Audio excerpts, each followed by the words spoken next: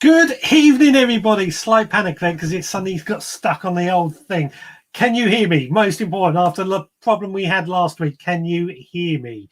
How are we all doing today? It's been an interesting weekend, hasn't it? A bit of a blustery, windswept, rain and sunshine all thrown into one, and here we are. Just seeing in, let me see, Ian Beddoes is saying, yes, you can hear me. Richard Vobes is also saying, yes, you can hear me. So thankfully, that is all good. I didn't want to have a repeat of last week where I started chatting away and there was nobody there to listen. Right, so let me bring up. If you want to call in, of course, the phone number is going across the bottom of the screen. But first of all, what have you tackled this weekend? For me, it's been a bit of a difficult one. I went out on a walk yesterday with Richard Vobes, who's made a comment about a video out tomorrow morning that I'm in. Came home, I've did a bit of work in the garden at home. We've had blight hit my home tomatoes, the outdoor ones. This is slightly annoying because this was a variety called Heinz. I was really looking forward to trying to eat and see how they tasted, but I've been hit by blight, so they've had to come out. Had some really nice courgettes which made up for it, and I've got a recipe using courgettes coming up a little bit later on. What else have I done? Popped down the allotment and just did a bit of weeding. Been a bit difficult in this bad weather anyway to try and do anything on the allotment. Far too easy to stay at home, isn't it, when it's wet, windy, miserable, etc., etc. What else did I do? I've been sowing some kale, and I have kale, which is one of my favourite brassicas. Nice, tasty, leafy crop. Very easy to grow, very hardy. Been pricking out lots of plants, and I've also been potting up lots of plants. And now I've cleared out my tomatoes, I'm thinking I might have to get some cabbages in there just to fill some time in. If you hear banging, apologies. It's a bit windy. It's still a bit windy, and the winds are blowing all over the place. And the door just behind me, which I can, if I switch to this camera, slightly bit too high, you might even see the wind is moving this door around as we talk. It's not going to do it now, hasn't it? As soon as I bring on that camera, it goes. So we'll come back to this camera. So what have we got going on out in the audience? I can see there's lots of people. I've adjusted my studio here, and now I can't really read the comments. So what have we got? Ballycillian has joined. Good evening to you. Oracle has joined. Good evening to you. What else I've got? Billy SPB, good evening to you. Hope you are well. Ballycillian, soaked today, but got a few things done. Absolutely. Scroll on down. Ian Beddoes, hello to you. Hope you are well. Keep on scrolling. Ian Beddoes is going on to say we have had rain, heavy rain, in the last 2 days in Manchester. I think you say that's normal for you in Manchester, isn't it, to have heavy rain? Good evening to Mr. Vobes, the Bald Explorer, of which he's saying I'm a star of tomorrow's video on his channel. So go check it out. It's a nice little walk we did in the area where I grew up in. Who else have we got? Hargrave Gas, good evening to you. Hope you've had a good week, a lovely week here, apart from the weather. I think the weather is going to be a very, very dominant thing this evening. Adrian has joined. Hello to you. Stuart Jackson has joined. Good evening to you and the Veg Army. Steve has also joined, and just one word to say, courgettes, and I think that's a good word. Muddy Boots, good evening to you. Hope you are well. Julia Harley has joined. Good evening to you. And Amanda Joy has joined. So let's keep on scrolling. Everyone can hear me, which was the worrying, always worries me after last weekend. So Alumn Life has been tackling rats. Haven't had that problem for a long time, but they are a nuisance and something you've got to get rid of straight away. As much as I hate using poisons, it's sometimes the only way. For me, I had to resort to it. I hated it. I didn't want to do it, but I had to do it because I had rats at home, and with the chickens, I didn't want my neighbours getting upset because of them blaming the chickens and then having to get rid of the chickens. Richard Foves is saying baked beans. Well, this Heinz variety is probably one of the varieties of tomatoes that can be used in baked beans. If I remember correctly, Mr. Heinz himself used 57 different varieties of tomatoes in order to create his sauce. Turbo Stream, I have been clearing the allotment shed this weekend, listening to a certain veg growers podcast. I can't remember what I did on Monday now. It was something. Oh, it's what to do throughout August. Got a good one coming up for you tomorrow, though. I think I said last weekend, went to Wisley, visited this new World Food Garden. Absolutely a wonderful day out. Fantastic thing to go and just see this huge area dedicated to food growing from all over the world. Really, really enjoyed it. I've got to go back and do more. Amanda Joy has been trimming back my squash plants. I can't keep up with them. Yeah, squashes. I mean, I'm growing a lot of squashes at the moment, especially on the allotments, just where I've thrown them down in pots to hold down weed suppressor membrane and cardboard, just purely because I want them to shade out and reduce the couch grass for the next year, so that hopefully it will kill off all the couch grass and I don't have to worry about it so much. It certainly seems to be working at reducing the amount of work I'm doing. And with all this rain, it's not like the pots are dying back. But that's what I love about squash. They do trail, they do grow everywhere, they do block things out. But yeah, trimming them back because they can sometimes get invasive. And I've had them when I've gone onto neighbours' plants. You've got to pick your battles. Steve, blight here too. Picked off all the green tomatoes off the plot here today. Not a year for outdoor tomatoes. No, blight this year has been incredibly bad for many people, myself included. My outdoor tomatoes that include blight-resistant varieties, the blight-resistant varieties are coming through, but the rest of the blight is just such a horrible pain in the arse. Sorry, I shouldn't say that. Sorry, horrible problem.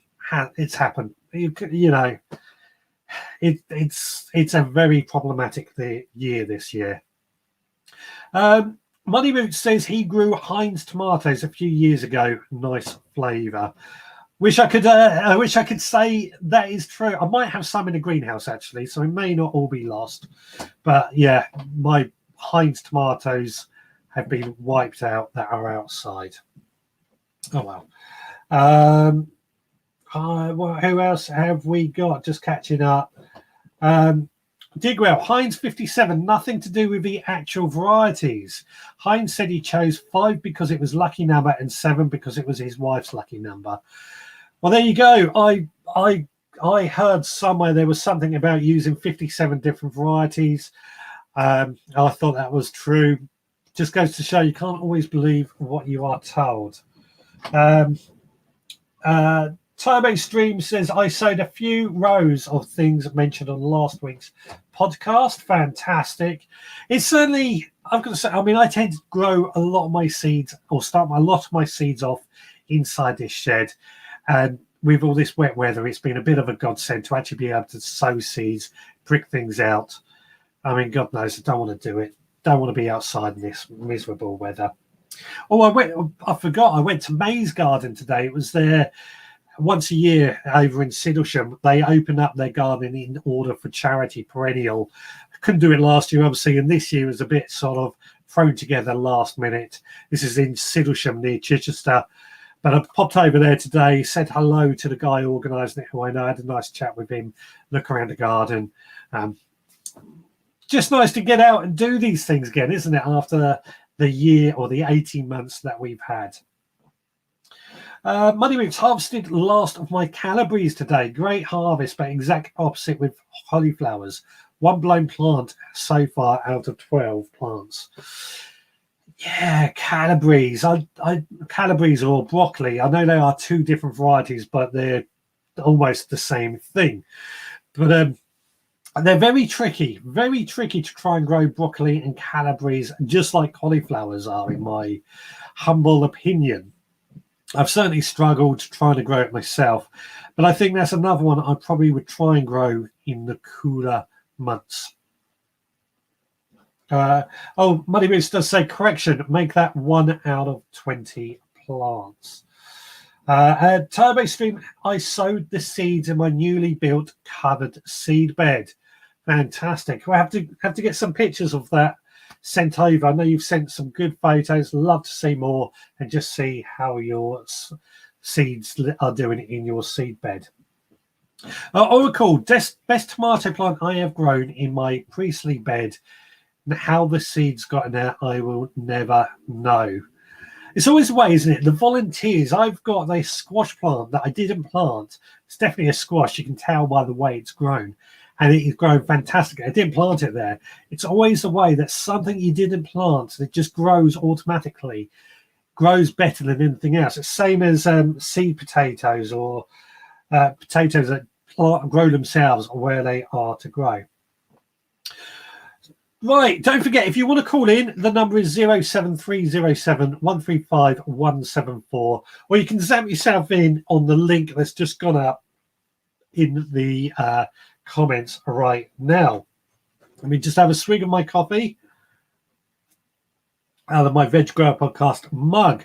I know a couple of you have been ordering mugs this week. Thank you very much. They've been shipped, they've been sent out. But we've also, the other night, Fred come round. We've spent a night, we've been designing new logos. The Supporters Club know about this already, and their one is available on the website. But we've got a Veg Grower Army design coming out, and we're going to have the official launch of that next Sunday with you guys on the live show. Now, what I want to talk about today, and it seems a bit inappropriate to talk about this week, but it's something that came in on when I asked everyone what they would like to talk about on this live show, and it's rainwater harvesting or rainwater saving. How do you harvest your rainwater? Well, this is something that I believe we should all be doing, regardless of your garden or if you garden or not. Saving rainwater. Water is for me, such a valuable resource.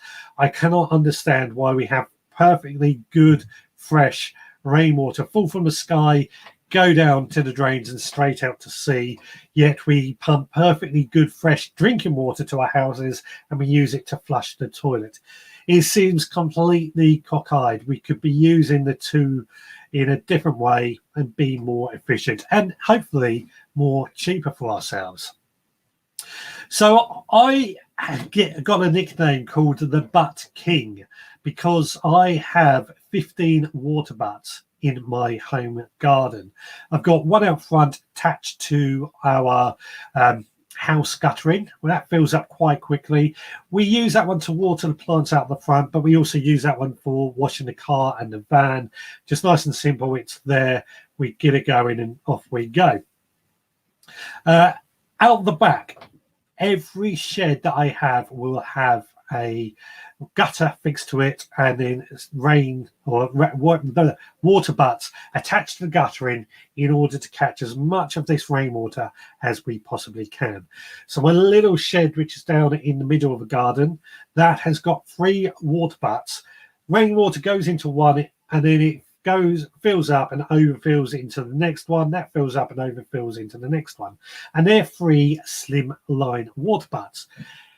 I've got one in the greenhouse, which I pump water from one of the other water butts into that one, because that's inside the actual greenhouse. The reason it's inside is so that it warms up during the day, acts as like a heat battery, and also doesn't shock your plants when I use that water to water them. This shed here, I've got behind this wall behind me, which is at the back of our garden.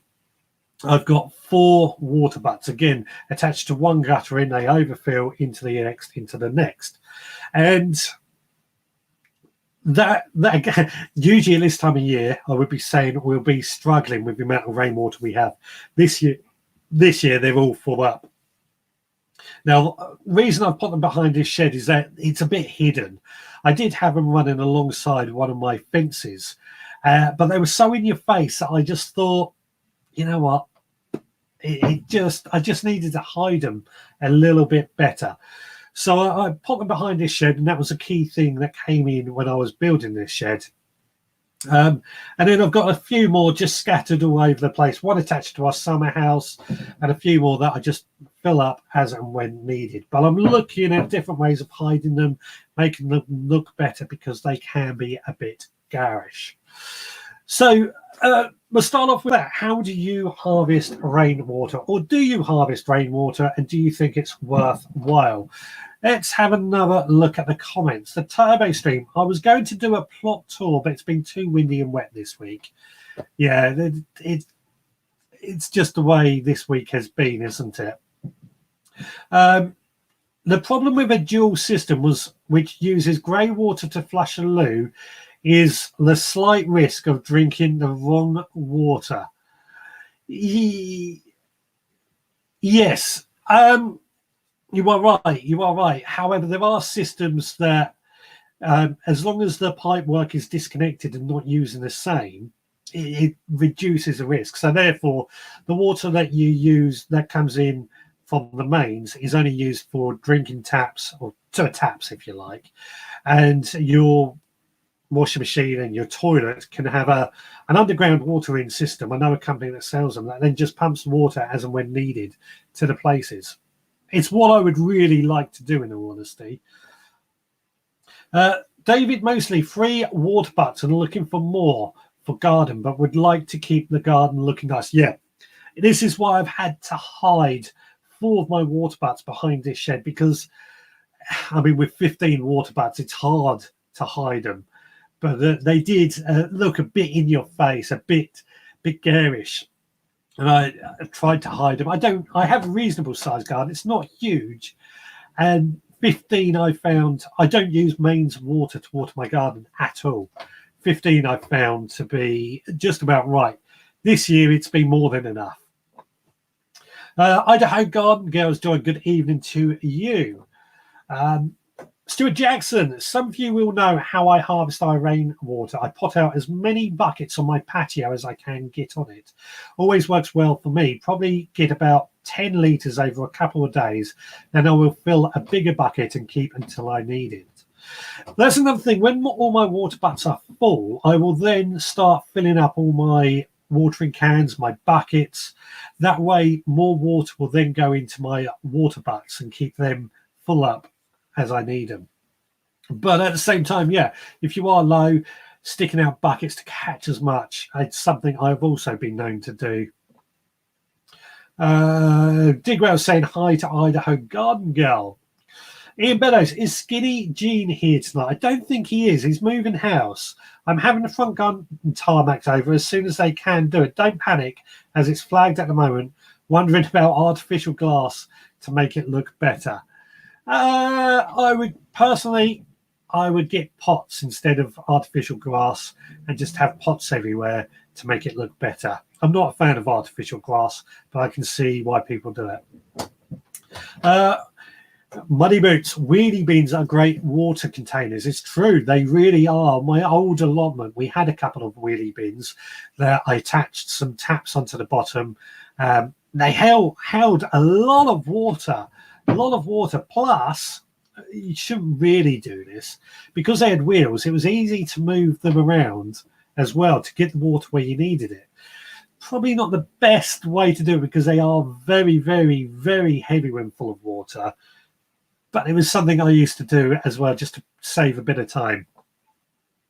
No water butts at home, but 3 on the plot. Why? Here's a question for you, Turbo Stream. Why do you have no water butts at home? I save water the usual way and have spare 40-gallon barrels with upside bin lids on top with drainage holes. Surprised how fast they fill up. Yeah, that I never thought of that, but I quite often get a few people ask me how they can save rainwater on their allotment if they're not allowed sheds. And actually, the suggestion I sort of came up with was like a upside down umbrella system that went into a water butt. But upside down bin lids with drainage holes, that sounds like a much, much simpler way. I'm going to steal that idea, if you don't mind, Ballycillian. I'm going to steal that idea and share it out with other people.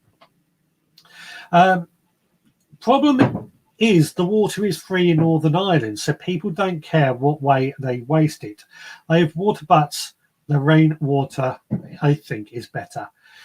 Yes, I mean, water being free, not all houses, even in England, have a water meter, so they get charged a set price.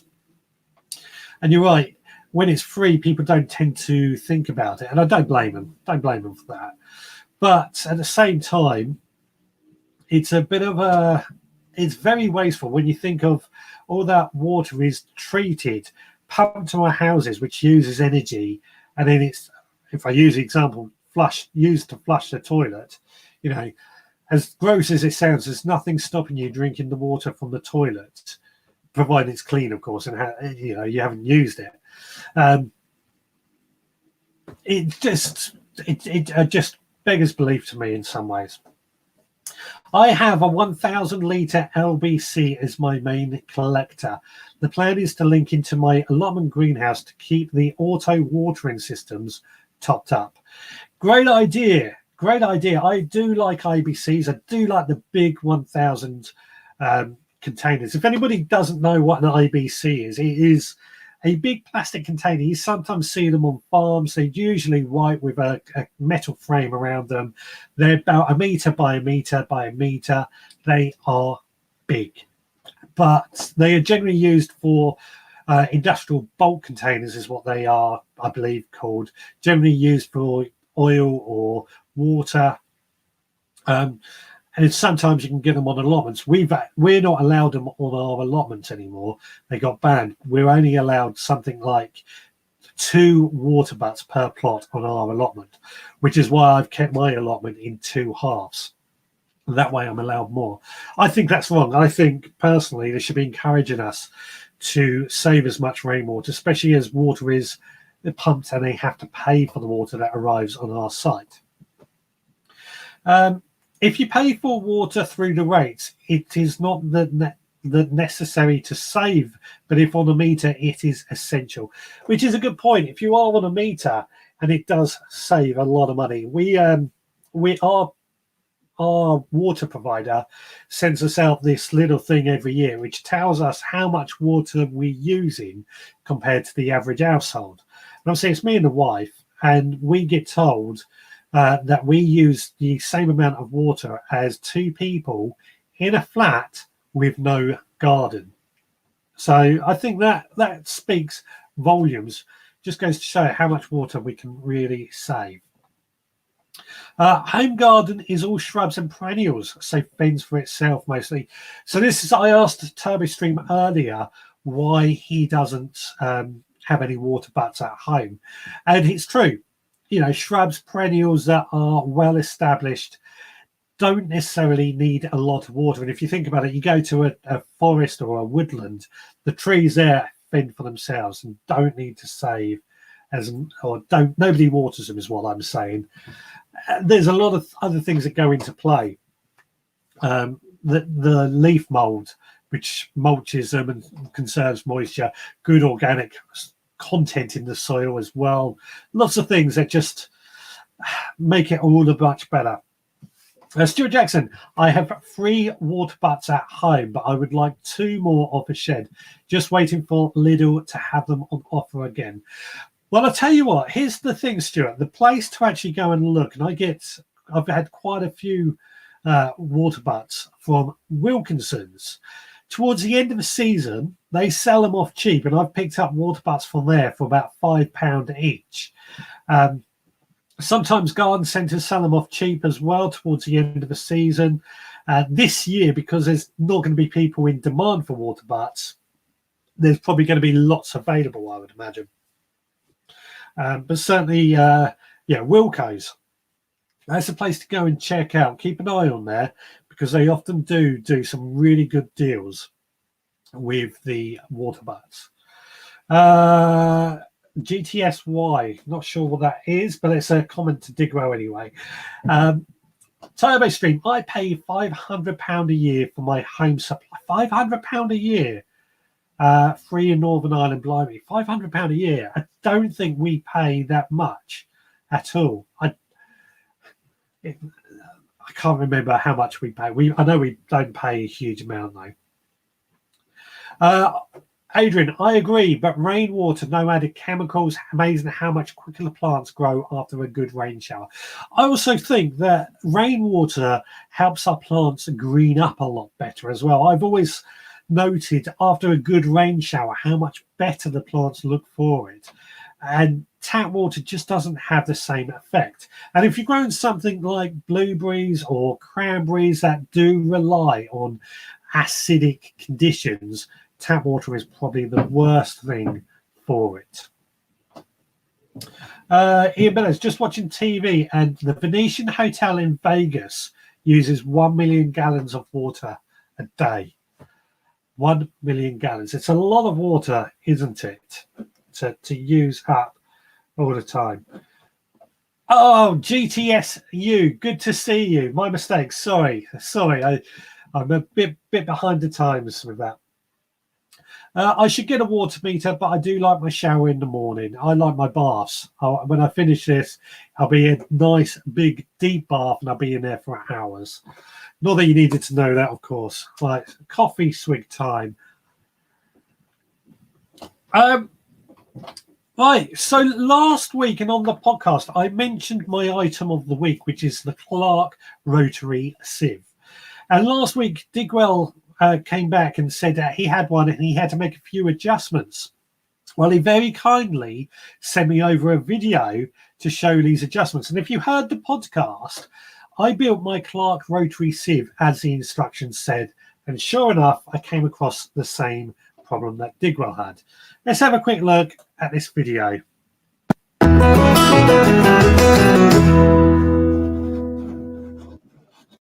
Right then, as promised, here's the modifications I made to the, Clark Rotary Sieve, or Rotary Riddle, whatever you want to call it. First up, I welded a shaft onto the centre there. Look, only a bit of an old bolt, just so you can put a drill on it. I haven't got a drill with me, so I can't prove it works, but it does. When you build it, the instructions tell you to assemble it this way around with the threads on the screws, machine screws, I want to call them, on the inside. I've had to take this apart and rebuild it to prove this, but there's the one at the bottom. It looks like it's poking through further, but it's not. Just it hasn't got a washer behind it. Okay. And the rest, I've had to put my my modification on. You'll see this better in a minute. So what I'll do is set you on a tripod, and I'll show you how it doesn't work.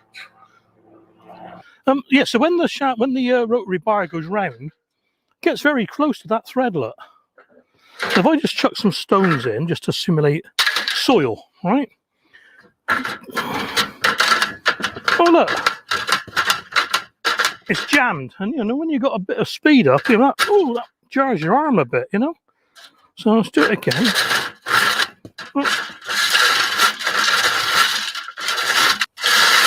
Oh, and the arm's on again.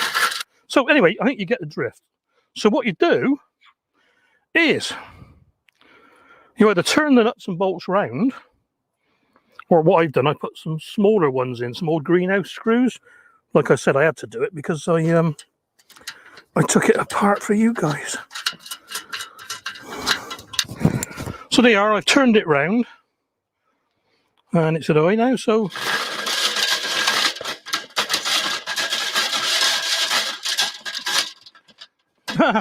Right, so as you see, stones still get stuck. So the second modification is, third modification is just a handful of washers or whatever. And what you do is stick them under the centre spindle, if you can see that. Oh, are we working? Yeah. And it just raises that bar just a little bit. So what I'll do, I'll set you up on the wheelbarrow and we'll do some proper riddling. Just say before I start this that this is pretty extreme because my allotment is built on a quarry. It's got like 4 inches of topsoil, but even the topsoil is all these little Cotswold stones. So what I just done, I dug a bit out. I'm going to pour it in here. Ooch. I mean, you can see it's full of stones. So anyway, I'm going to give it a quick riddle. God, surprisingly warm today. Hutton period. Yeah.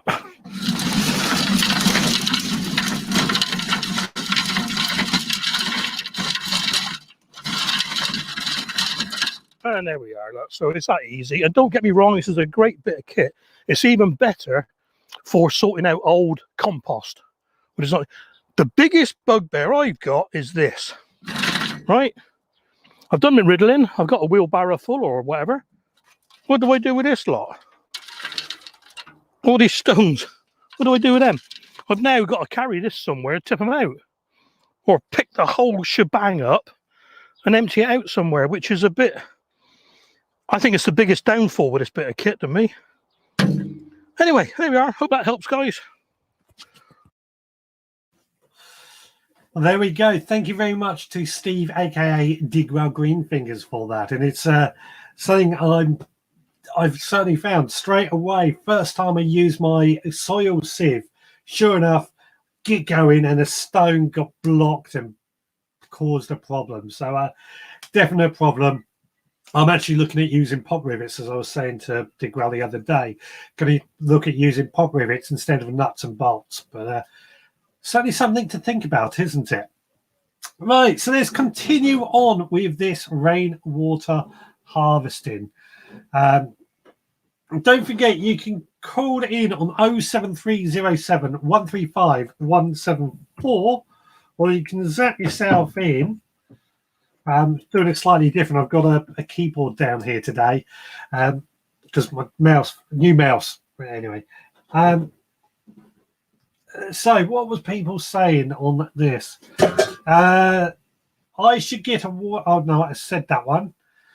Ian Beddoes, and they had to create a dam to supply Las Vegas. Yeah, they had to create a dam to supply Las Vegas, and they use 1 million gallons of water a day in one hotel. Unless I have a leak, I normally pay around £250 a year for a. That's not bad. I thought it'd be a lot more than that on a farm. But here's a question. On a farm, do you have any way of harvesting rainwater? Or do you harvest rainwater? Or is it all fresh water? We don't get much rain, only 0.3 inches in July. Most of our precipitation comes as snow from November to March.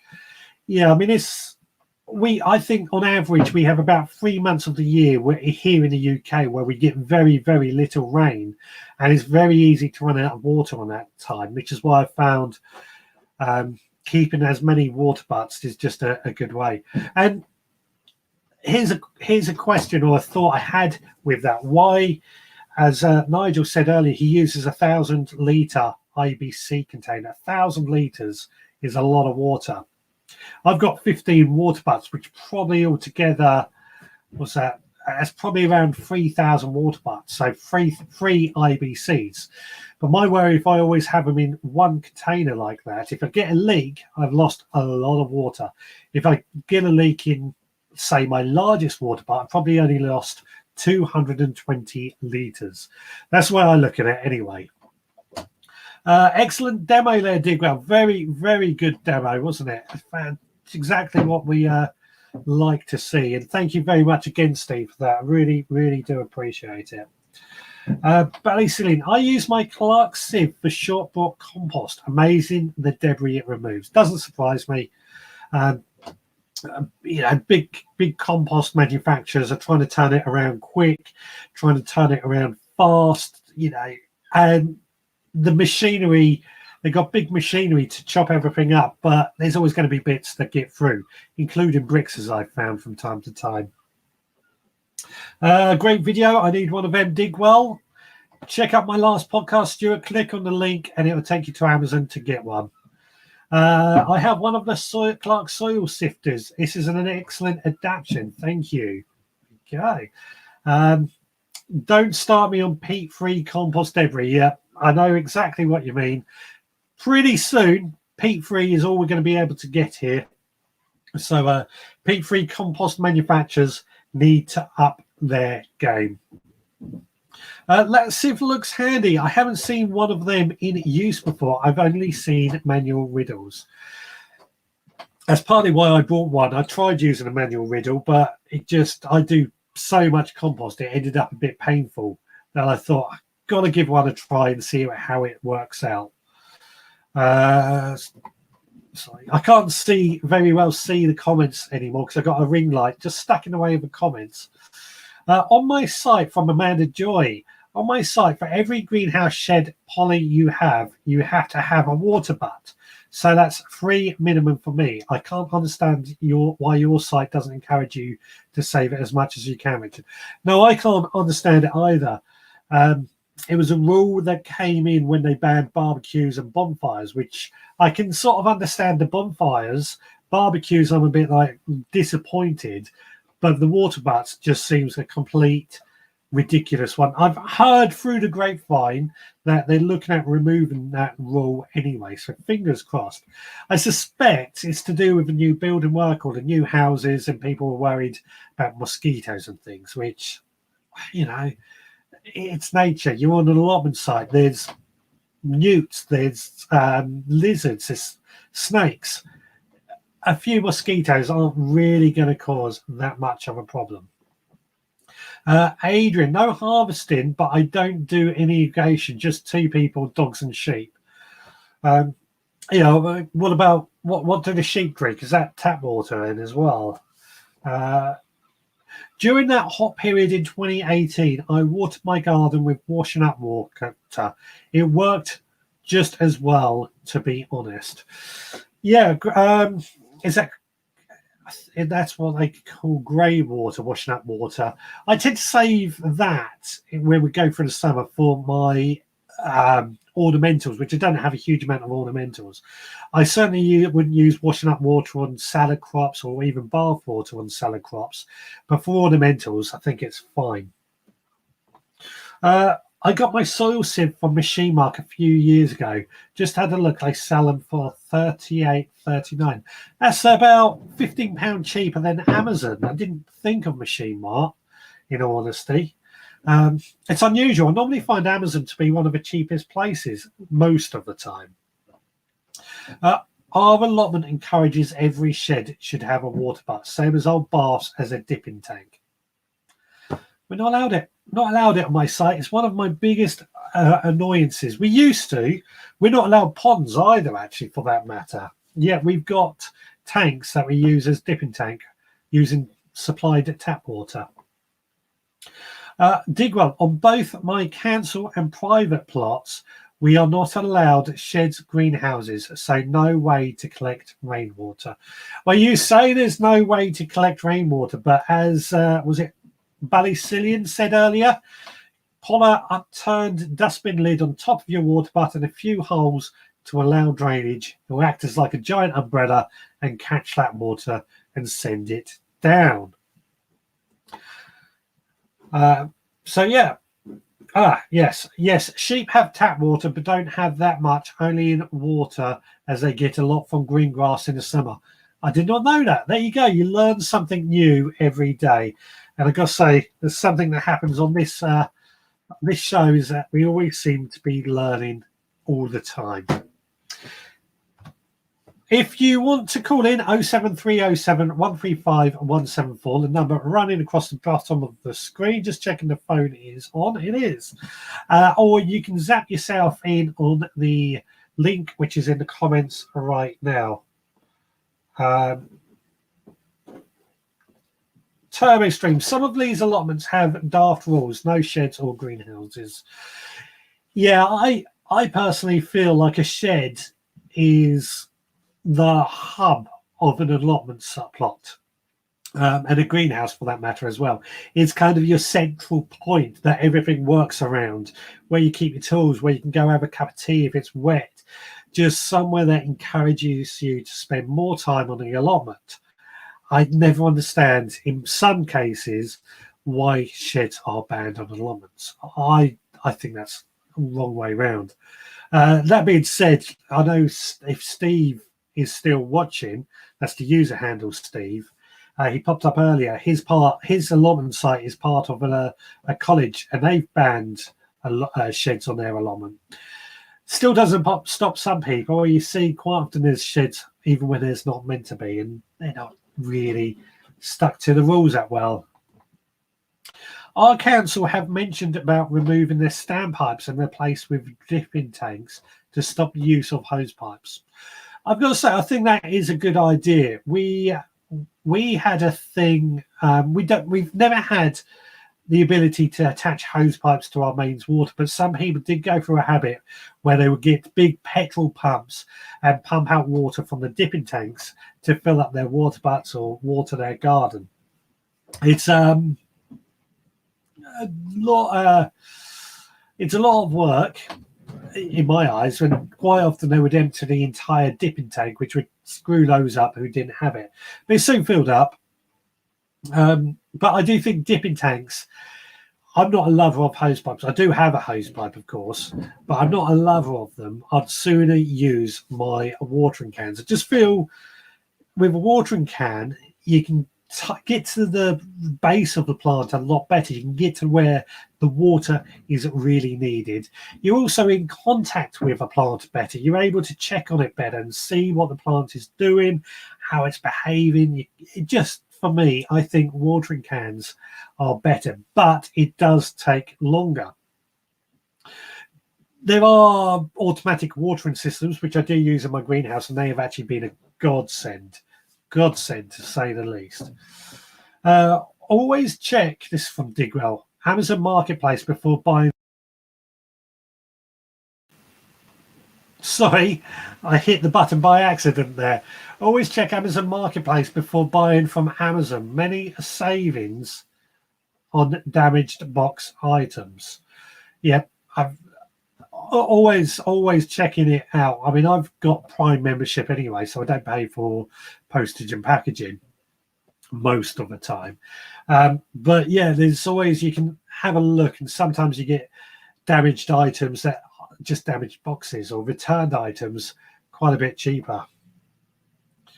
I always check Amazon Warehouse before buying from Amazon. Sorry, yeah, Amazon Warehouse. It hacks me off when I see TV gardeners only using watering cans when a hose pipe is much easier. TV gardeners are TV programs. They are done there to make a TV program, and a watering can I think is better visually and also easier to control. But a hose pipe, you're right, a hose pipe can be a lot easier, but I also think it's quite wasteful. I prefer a watering can.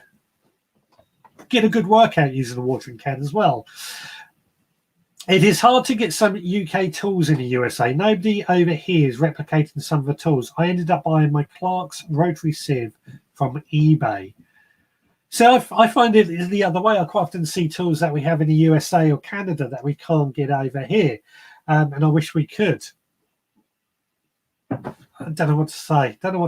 But good old eBay does come into a lot of good for us. I have an old fiberglass pond and buckets that fill up. Is your fiberglass pond, Ian? Hello to you, by the way. Is that in the ground and it collects rainwater just naturally from the rain? Let me know. Terrastream, I've noticed on our allotment that the plots with polytunnels seem to use the mains water a lot more than the plots that could grow in open ground. Well, yeah, polytunnels are obviously going to dry out faster. They're not going to get rainwater when it rains, and they're going to be warmer, so therefore it's going to evaporate faster. So they're bound to use more water. Or mains going to use more water than any open ground. But I've got to say, I personally do much prefer growing plants in the ground. I know I've said earlier I've grown squashes in pots just for convenience as a way to hold down weed suppressant membrane. But the last couple of years, I've started going back to growing potatoes in the ground, and they grow, they grow so much better in the ground. Turbo Stream totally agree with that. Sorry. Ian, I have it on the ground, not in, and it holds up okay. There we go. I think if I remember correctly, Ian's got quite a big field, so he can do that sort of thing in. Ballycillian has going to set me off already. Just to let you know, you came across one of those things that annoy you called into a garden centre for a nosy, half of it cordoned off, getting ready for Christmas. It is August. It is summer. Kids haven't even gone back to school. We haven't got through Halloween. And there's still people that want to garden and they're getting rid of stock for Christmas. Polytunnels usually have a bigger surface area to collect water faster than from our shed or greenhouse. Totally agree with that. And it's very easy now to collect rainwater from a polytunnel. There are gadgets out there. People have designed stuff to make it easy to catch rainwater. Personally, I think if you've got a polytunnel, a greenhouse, a shed, there should be a water butt attached to it. Now, somebody mentioned earlier that there was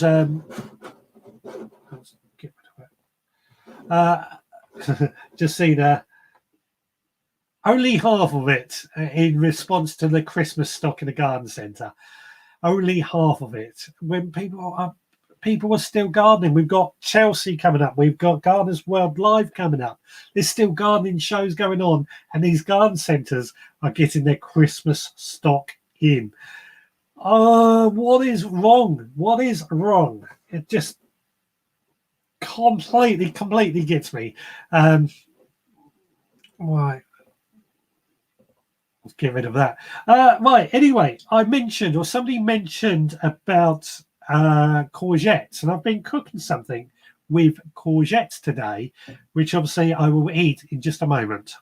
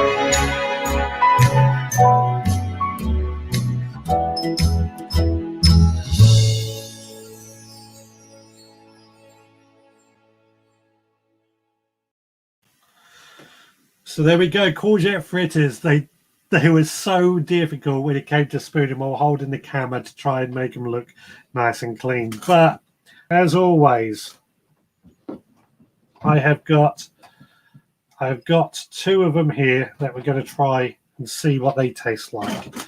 So let's give it a go.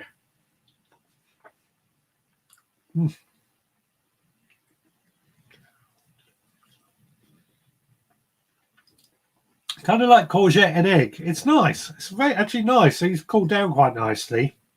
It's like courgette and egg. That's the only way I can really describe. A bit of dill. Possibly could do with a bit of potato in there, if I'm honest, but it's good. It's good.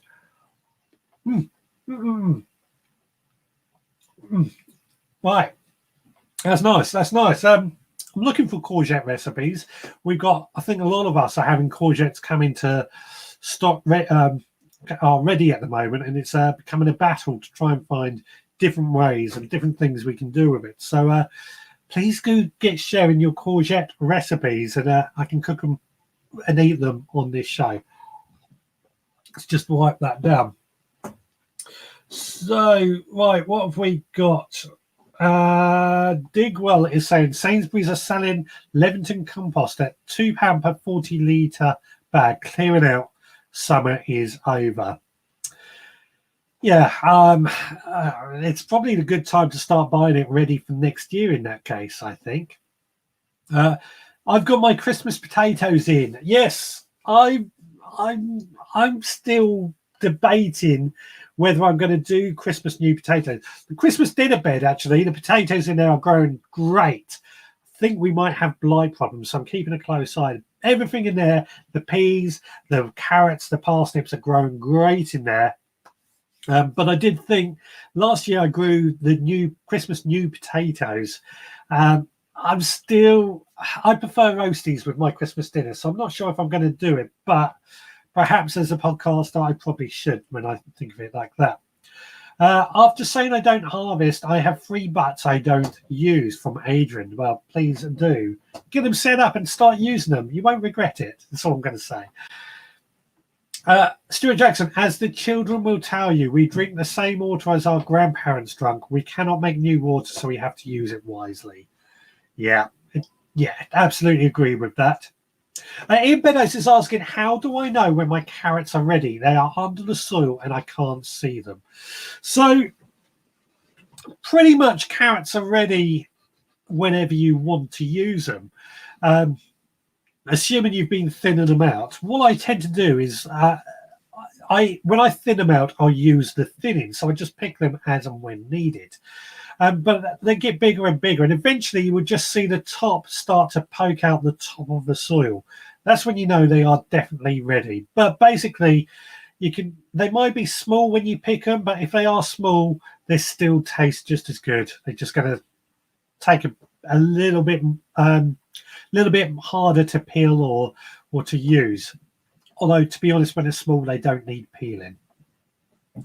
Christmas stuff now, that's nuts. I worked at a garden centre in 1981. This is from Ian, and all we had was one small table of decorations. It sold so fast, my boss was amazed. If only garden centres only did one table now, I would be very, very happy. Courgette, sweet corn and chive fritters. Oh, that sounds good. Amanda, could you please send me the recipe or even make a video and I'll try it for next week too. That sounds really, really good. Most of the stores have gotten rid of all seeds and veg seedlings. When will they wake up that full gardening is a serious enterprise? Absolutely. I mean, I've still got lots of seedlings that I'm sowing here.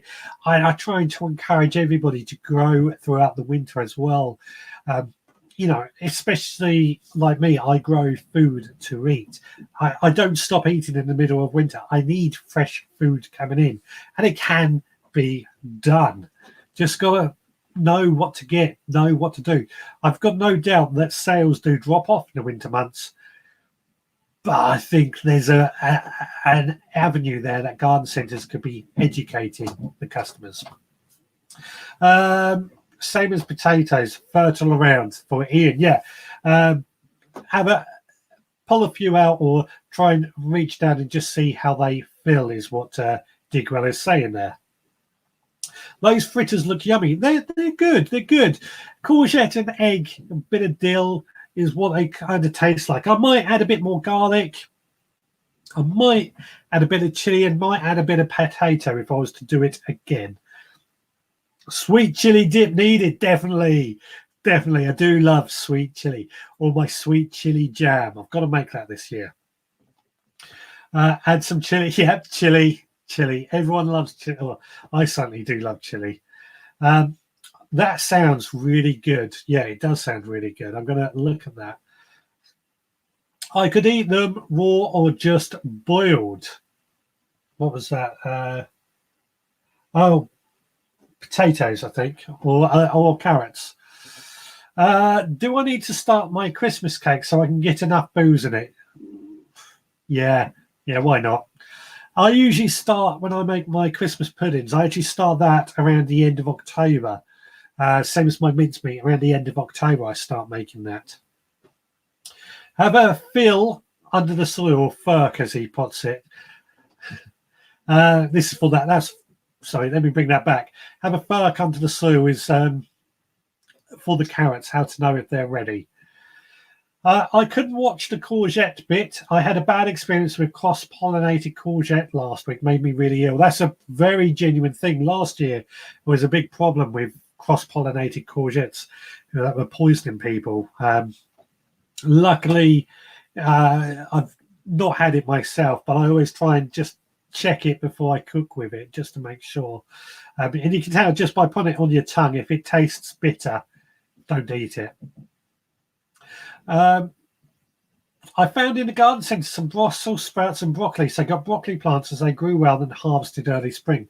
I think I said last week that about this time last year I bought some beetroot that were being sold off cheap. Got those in the ground and they grew right throughout the winter. So yeah. As I've said before, they should stick to their core business. I totally agree. But at the same time, I think there's an element that garden centres. I spoke to a garden centre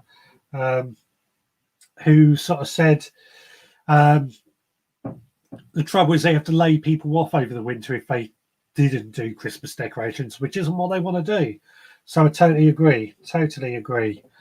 Amanda Joy, I will. I adapted the Weight Watchers recipe, so they're quite healthy. I fried them in a splash of oil in the pan until they're crispy, but they were really tasty. Fantastic. I'm looking forward to that. That sounds really, really nice.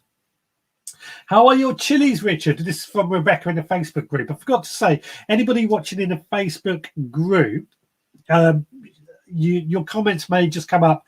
Facebook user, I won't see necessarily who you are, or what else was I say? You may not see my comments. Just the way Facebook works with its rules and stuff. My chilies are doing really, really well, actually. You've got some down in the greenhouse producing some nice chilies. Got some at home producing some nice chilies. I'm letting them get nice and big, nice and small. I'm harvesting them when I need them. I love chilies. I'm looking to grow some really nice big hot chilies this year, which are going to happen in the greenhouse down on the allotment, Grandad's greenhouse, which I've got growing in my wicken beds, which are basically plastic containers that has a hole on the side instead of on the bottom, so that it creates a water reservoir. I know most people say chilies need drying out in between, but I found I grew the best chilies in this wicken bed system for some reason. So yeah, chilies are growing fantastic. Some nice good heat. I really want to do more varieties next year. I got a bit behind with all the different varieties this year and potting them on. I think what it boiled down to, I've got this shed set up for me to work in, which is great. But I got to a point earlier in the year where it was too cold to get plants outside and I had nowhere for them to go. So everything came to a standstill. I didn't get as much done as I would like. When I seed sow, I've got a bit like a production system where they start off and they just move along. Slightly off topic there, but yeah, chilies are doing great. Never eaten courgettes, but I guess if I don't like it, I can pop some Marmite on it.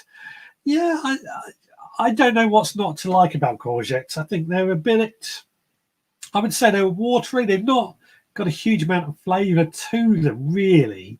They have a nice filler. They're good for ratatouille and a bit of stock or something, or bulking things out, and they're healthy.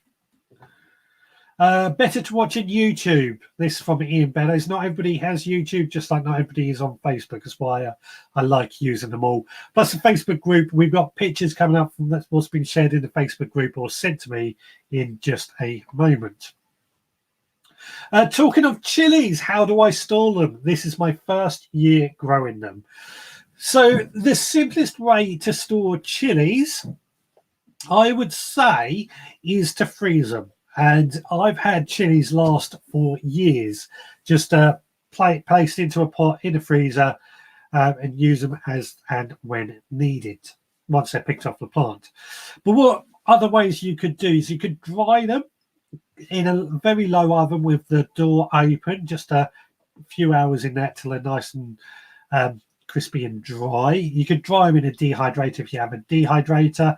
Or what you could do is get some I can't remember what it's called, very thin string, and get it through a needle and just go through the green bit on the end and string up your chilies and hang them up in your kitchen.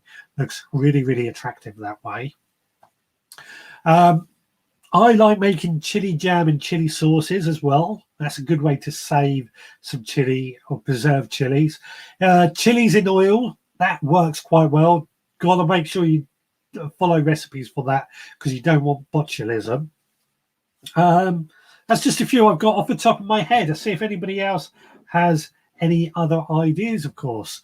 I look forward to using my podcast mug and the allotment shed when it arrives. Yes, Turbo Stream is one of the guys who's ordered one of these mugs, and it's on his way. I've had the email the very next day after you ordered saying it's been shipped. So I would imagine probably beginning of this week it'll arrive for you, Turbo Stream, your new mug. Thank you very much for buying one, of course. Like I said, next Sunday show we've got a release of some new merchandise that's gone out. Really excited. I'm going to have I want to order one of the t-shirts to wear on the show so everyone can see what it looks like in an actual t-shirt before I officially launch them. Digwell strings his chilies, which is what I meant by getting some twine and running it through. String them. Works really well, and I think it looks really attractive just hanging up there, drying in the sun. David mostly likes to pickle his chilies. Yeah, love pickles. Love pickled chilies. Are you, sorry, David, are you literally taking your chili and popping them in vinegar? Literally like pickled gherkins or pickled eggs? Because I've never heard of that, but if that's what you do, that sounds really interesting. Ian, Richard, is that tool behind you with the red handle a garden claw, as I have used one on a hard ground and it worked well? No, this red handle one is my compost aerator. So you stick it in the compost, lift it up, and it's got two bits that come up like that as you lift it up to aerate the compost. Let me go grab it for you. So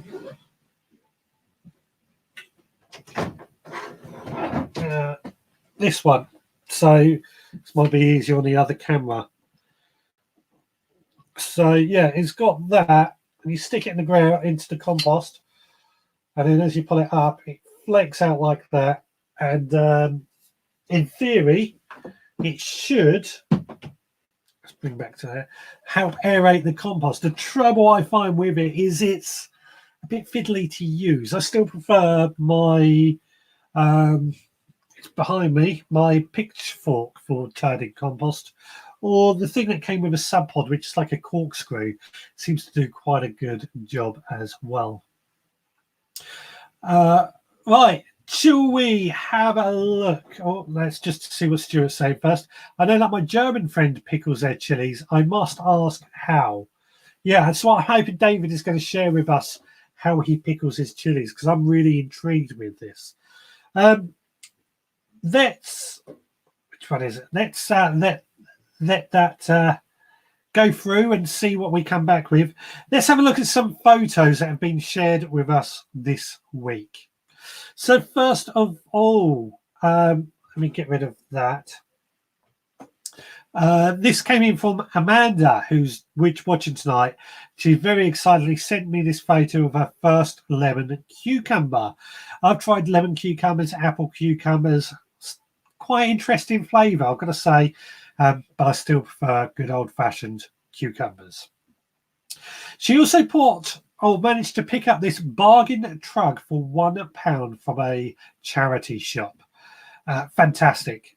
I do like a good trug for carrying our homegrown produce or allotment-grown produce home in. I was very kindly donated one, which has gone down really well. Next, we have Turbo Stream. Adrian, he's been harvesting beans and potatoes in this lot from his allotment.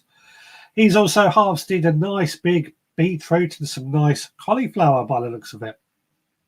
And on key with what we're talking about tonight, this is how he harvested rainwater on his allotment in one of those big blue containers and a couple of other water butts.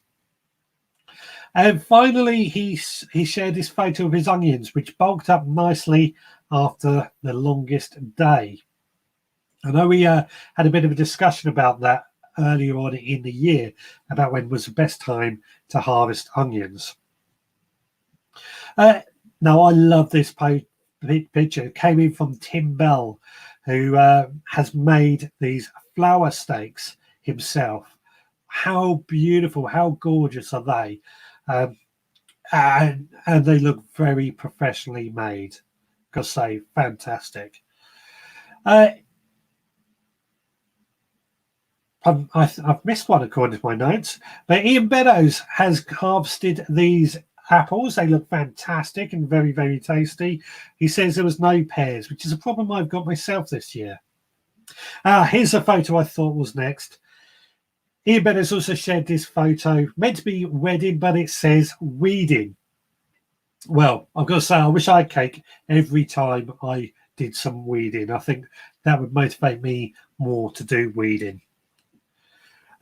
Steve has sent this photo of a patty pan squash, but he's asking what he can do with patty pan squashes in the kitchen. I think Steve or Digwell came out and said that the best thing to do is treat them like courgettes. And he also shared this photo of his allotment where he's finally started fixing the fence. Very small plot he has there. I know that because I've visited there a number of times and I need to visit again very, very soon. So that's this week's photos from what's been sent in either on the Facebook group or sent to me directly via social media or email. If you've got any photos or any videos that you would like to send to me, then please do. Photos, richard@veggrowpodcast.co.uk is my email address, or post them in our Facebook group or via email, our social media. Just search me out, Veg Grower Podcast. I'm under everything in that. Or if you want to send a video, the easiest way to send me a video is to go to wetransfer.com. That's wetransfer.com. Upload your video to that. Enter my email address, richard@veggrowpodcast.co.uk. And that will enable me to download any videos. Easiest way all round. Let's have a look at what's being said. So David, just the same as pickling onions, and I do pot in with onions as well for some spicy onions. So there you go. Yeah, just get some nice pickling vinegar, put your chilies in and pour in your pickling vinegar. You can add a few spices if you so wish. But I'm just going to be trying that this year. Excuse me. That is one awesome trug. What a great find. Absolutely. I think charity shops are a treasure trove of some really good stuff if you know where to look and what you look for. I'm constantly looking in garden centres for something I can use on the allotment or props and stuff. So always looking. Richard Phobes, lovely flower stakes, weren't they? I absolutely haven't heard from Tim for a while, so it was lovely to see him. But I got to say, those flower stakes, looked stunning. I'd love to be able to make anything look anywhere near as good as that if I could. Fantastic flowers from Rebecca, I assume. Absolutely. Looks fantastic, doesn't it, as well? I love those flower stakes from Idaho Garden Girl. Yeah, I do. I think they were beautiful. And a very cute cake. Yeah, absolutely. I think I should get a cake for congratulations on your weeding. I think that my belly would soon go up, but I also probably get a lot more work, a lot more weeding done with the motivation. Weeding's a pain in the arse, pain in the bottom, pain, you know what I mean, isn't it? It seems to take a lot of our time up with weeding, especially with the couch grass that I suffer from on the allotment. I've noticed my home plot does not need as much weeding and everything grows a lot better. I'm sure it's the couch grass that is causing the problems. I've said this a lot on the podcast. Couch grass is causing a problem and stifling the growth of the rest of my plants. I make a soup with my patty pan. There you go, Steve. That's an idea. A nice patty pan soup. As always, I think this is Rebecca. As always, please do share your recipes. Again, that can go in the Facebook group. We've got a forum on our website as well. Doesn't get used that much, to be honest. But if anybody is interested, there is a forum. I've got to do a lot of work to spruce things up and make things a little bit easier to use. But if you're not on Facebook and you want to share these things, the forum works just as well. My local charity shop just has coughs. I think that's meant to say cloves.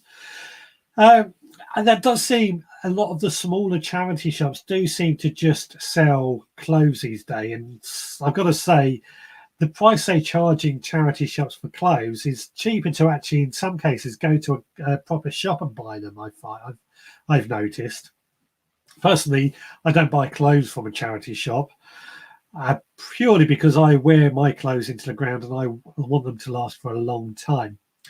But they've got quite a few charity shops. I've got a lot of stuff on the desks, you name it. I get it from there. The only good thing about weeding is it bulks up the compost heap. Yeah, that is the only good thing. And it's certainly the way I try to look at it, is that I'm not weeding, I'm harvesting compost material. Still does take a very, very long time. Dave Ford, hello, how are you? Bindweed is my arch enemy. Yeah, I'd sooner have bindweed over couch grass, in all honesty, because I know bindweed is a problem, don't get me wrong, but couch grass just never ends. I'm sure you probably say the same with bindweed, it never ends for you. And it twists itself around everything and becomes very difficult to get on top of. What's a good way to preserve mint? It's gone mad this year. So again, with mint, what I would do is freeze it, harvest your mint, chop it up, and then pot it into ice cube trays with a bit of water and freeze that. And then when you're cooking, you just pop out an ice cube tray of mint and use that. But the other thing you can do is almost pickle it. Mint sauce, vinegar, sugar, and mint is all you need for a good mint sauce, and it is delicious. Far better than anything you can buy from a shop. Turbo Stream has also said mint sauce, so definitely a good one for that. And make mint ice cubes from Digwell. There you go. Both the ideas that I had as well. I am always seeing gardening tools on Facebook Marketplace. Also, pots, etc., are easy to come by. Yeah, but Facebook Marketplace is always trying to get. I've always seen garden tools and pots and stuff. If you're short on funds, it's definitely a good place to start. I prefer car boots as well. I like a good car boot. I have trousers with holes in them. You cannot get rid too soon. I'm the same. Socks with holes in, I still wear them. God, that was a bit of a wind blow there. Yeah, weeding is awful. Canada thistle. Never heard of Canada thistle. Like creeping thistle, field bindweed, and some horrible grass. Totally undermining plants. Definitely. It's something that drives me mad is the amount of time I spend weeding, and I know I'm not the only one. Just feel like I spend my entire time on the allotment weeding, and then by the time I try and get on top of the weeding, I'm knackered to do anything else.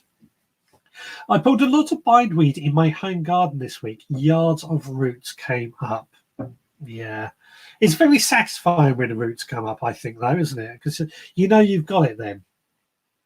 Nigel is saying to dry the mint, Ian. Yeah, that's a good one as well. Just what I recommend when it comes to drying mint is you want somewhere dark, cool, and dry to dry it. So get a bunch of mint, tie it up, hang it in a dark shed or a garage.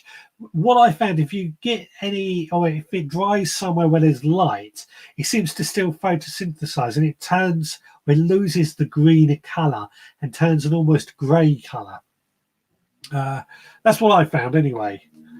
Do you use the stalks or just the leaves? I try to remove the stalks, but in all honesty, that's easier said than done if you're processing a lot of it and you're in a rush. Sometimes the stalks end up in there as well. Mint ice cream. Oh, I'll have to send all these recipes out. Rebecca, please do. You are making me very, very hungry. Mint ice cream. We've got an ice cream maker. That's something that the wife may have to make as well. Mint goes well in gin. Don't waste the herbs. No. I mean, I've got a big butler sink full of mint, and it is in flower. We use it all the time. We grow so much of it that we've got more than what we needed, really. So mint recipes are definitely one that we need more of. I found a junk shop near Chichester and got a trowel and hand fork for £2. Bindweed, I used a new Roundup in a cream bottle and it did not work. If you look at the back, it says use on annual weeds. So Ian is a professional gardener. So I know people don't like to use weed killer. I don't use weed killer, but Ian is a professional gardener and probably has to use it in places where other options are not a thing. But just goes to show you've got to read what you're buying anyway. My bindweed comes under the fence from next door. Sadly, it's a battle I won't win. Just got to keep on it. That's all I can say. Just keep on it. It's same as the couch grass. Keep on it. We use it dehydrated to dry our mint out, but it can be used fresh to make a very refreshing tea. Yes, the best tea to make mint tea from is, what's it called? Moroccan mint. It's the best for making mint tea. We've got some of it grown in our garden. Just tastes so much better. What else have we got? I have dried mint in a jar for 20 years. Should it be chucked? I'm going to say yes, because I don't want to get in trouble. I would probably not take that chance, but to be honest, it's probably okay. Weedall, it works for Turbo Stream. It's a weed killer, which I don't like to promote. I don't like to use myself, but I don't object to anybody else using weed killer. Excuse me. Just going to have a swig of this coffee. We've got just over 10 minutes to go to the end of the show. So if you do want to call in, 07307 135 174, or if you want to sap yourself in, just to finish this. Oh, yeah, there we go. Just to finish the show off, I'm putting the link up in the comments right now. If you're on the Facebook group or Facebook page, or YouTube channel, you won't see it in the Facebook group. And I can see there's lots of people watching who aren't commenting. Don't be afraid. We don't bite. Please do join in with the conversation. We're happy to see you. Happy for you to add your own thoughts, suggestions, questions to the conversation. Please do. Nothing wrong with using weed killer if it's used properly. I do agree. There's nothing wrong with using weed killer if it's used properly. Like I say, I personally will not use it. I don't like the idea of it. And I don't like the fact that people will use it time and time again and rely on it. I'm not for that. But there is a lot to be said for it. I have couch grass on my allotment too from turbo stream, so you know how much of a complete and utter nightmare it is. It's just one of those things. I have a glut of cucumbers. Any ideas? Yes, absolutely. Pickled cucumbers, a bit like gherkins. Well, I mean, a gherkin is just a small cucumber. Chop them up, put them into a kiln of glass, add some dill, add some vinegar, leave them for a month, and they will be beautiful, crispy, delicious way to store them. You can do cucumber salads, cucumber raita. Any other cucumber ideas, please get them shared. You know what? I think next week we're going to have to do this, where we're going to share recipe ideas for gluts, because we're getting a lot of that coming today, and I think there's a lot of us talking about what we grow and need recipes for. So please don't stop tonight, but we're going to do that next week. Every morning I pick a handful of fresh mint, sage and fennel and pop them in a teapot and boil in water and enjoy. Yeah. I mean, I'm not a lover of fennel, but it's so easy to make some nice herbal teas where you can just go out into your back garden, pick them, pop them into a teapot and enjoy. I refuse to pay to kill other people's weeds. Yeah, good point. Hi all from Stuart. Hello Stuart, how are you doing? That sounds delicious. To Nigel, yeah, this tea does sound delicious. Weeds are a pain in the plot, absolutely. I have couch grass in my garden thanks to Mr. Suggett via a rosemary he gave me. How? That rosemary was, or did that rosemary go on the allotment? I don't think it did, but it wasn't in the ground. I hope I haven't given you couch grass. Really do hope I haven't given you couch grass, because it's a real nightmare. Weeds are a pain in the plot. I think I've said that. Richard, my wife wants to know what type of vinegar you use for pickling. I actually go and buy a pickling vinegar. I buy it in a big 5-litre container from, where do I go? From it's called Roundstone Garden Centre. And pick your own. They sell it there in 5 litres. But if you go into Tesco's, I know they sell it in there, probably Sainsbury's or any other supermarket for that matter. They sell Sarson's pickling vinegar. You get about 1 litre in a jar. That's got all your spices added to it. It's really good. It's easy and ready to go. You'll find that usually in a vinegar aisle. It's usually on the bottom shelf because it's not brought off or thought of as much as the other vinegars. Right, Stuart saying bindweed. I find if you put a cane next to it, let it grow it up, then dig it out, you cannot let it go to flower or seed. No. Yeah, I've heard, I think Bob Flowerdew also said that. Let the bindweed wrap itself around a cane, then rip it out. It comes out a lot easier. Ian, I use a SWO on most weeds and a small gas gun on gravel drives and patios, but only weed killer if it's a rampant weed or I can't get the root out.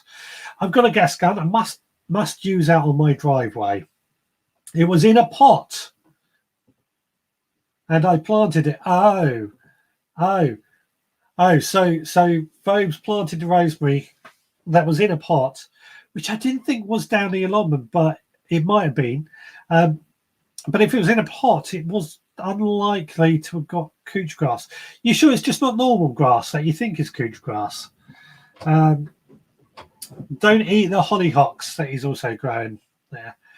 Tips to kill bindweed without using weed killer from Stuart R. We've got about 5 minutes to go. So, yeah, tips to kill bindweed, cucumber recipes. Although we're gonna go into gluts and recipes for gluts next week. Vinegar must be 6% minimum to use pickling. For pickling, normal vinegar is 5%. Yeah, that's why I use a pickling vinegar. It is pretty much there and ready to go. Let's have a look. You said it was couch grass when you gave it to me. Oh, okay. I apologise then. It was my fault. I feel rather guilty for doing that now. I completely forgot about it. But I do remember giving you some rosemary. So the good thing is you don't have much of a garden, so easy for you to get rid of and keep on top of it. Just keep clearing it out. And he doesn't mind. Here's the thing, actually. Couch grass actually has medicinal properties, I was told. If you ask a person who specializes in herbal medicines, they will say to dry out couch grass roots, wash them, and then make a tea from those dried roots. You can then create like a tea that's good for digestion, I believe. Not tried it myself. It's just what I was told by some and CD Sunday, if I remember correctly. I don't use chip shop vinegar. I wait until I get home. Yeah, chip shop vinegar is very watery these days, I find. Very, very watery. Just going to have a swig of coffee. It's gone cold now. It's been sitting there and drinking, trying to go throughout this show as we do. Well, we've got just under 4 minutes to go before the end. So like I said, next week we're going to start getting everybody to share their glut recipes for anything that we have in glut. So cucumbers, courgettes, tomatoes, chilies. Get a few ideas for that. So if you've got any recipes you want to share and what they look like, please send me photos, send me recipes, send me videos, anything like that. We'll get the conversation going from that and get a few ideas. I'm going to cook up a few things, of course, and if we've got more than one recipe that I don't need to make any videos for, we'll probably have more than one on the go. So looking forward to that, actually. Excuse me. What's on the podcast tomorrow? Being Monday, and of course, tomorrow's podcast, I said at the beginning, is about my visit to Wisley and the World Food Garden there. Well, just the World Food Garden, actually. Really, really love this one. Got to go back to Wisley again, really take it in. There's so much to see, such a fantastic World Food Garden within my remit. Just love it. Just love it. That's out Monday night, as always. I think if you want to see me on a different video, this isn't gardening, but it's going out for a walk. Bald Explorer tomorrow morning. I think he usually releases about 4 o'clock in the morning, but when you get up, check out the Bald Explorer. There's a video of me and Richard going on a walk in my home village. So yeah, let's have a quick look what's going on in the comments before we get out of here. My garden is such a mess anyway. Lots of wildflowers, but very disorderly. Well, yeah, I wouldn't say it's a mess. It's a wild garden. That's how I like to describe it. It's a wild garden. Chucking over the neighbours at our pain. Oops, naughty. Yeah, we won't say much about it. Great chat as usual, Richard. Thank you. No, thank you. It's always a pleasure joining in these chats and getting lots of conversation going. Great show, Richard. Thank you very much. It's all down to you guys, though. Don't thank me. Thank you guys. You are what make the chat by participating, by commenting, by sharing, calling in, zapping in. Just helps make the show go very, very quick. Non-brewed condiment as chip shops, as Digwell says. Yeah. As for pickling vinegar, the chip shop non-condiments, etc., it needs to be a really good vinegar. But if you can find a pickling vinegar, it's the best one I've found, or it's an easy one. You can use the vinegar on annual weeds as a weed killer. Yep, you can. Thanks, Richard, and a Chatterbox peeps. Oh, don't forget, like I said earlier as well, next Sunday we're releasing, or the official release of the new merch. So I'll be wearing some T-shirts, some new mugs with the new designs that we've knocked up for you guys as well to buy. Richard, you should bring a cooking leaflet out, sell for charity. I wish I had time. I've got so many ideas for different books. I'm just finding the time to sit down and write these things. I've got, cooking is one of my favorite things. Ian Digwell says that neat vinegar works as a weed killer. What else? The 2 Richards is going to be fun. That's on tomorrow's video. Yep. Another great live stream, Richard. Thank you very much, Idaho. It's always a pleasure to see you. See you again next week. Yep. See you again next week, Ian. Hargrave, lovely sessions. Thanks again. I love doing them as well, especially when they worked really well. Great show again, Richard. See you next week. Can't wait for the new t-shirt. Fantastic. Right. We'll be back 6 p.m. UK time next Sunday. I don't know what it is in every other part of the world. 6 p.m. UK time is when I go live. Gluts, merch release. I will see you then. And yet again, thank you so much for joining me and for the chat.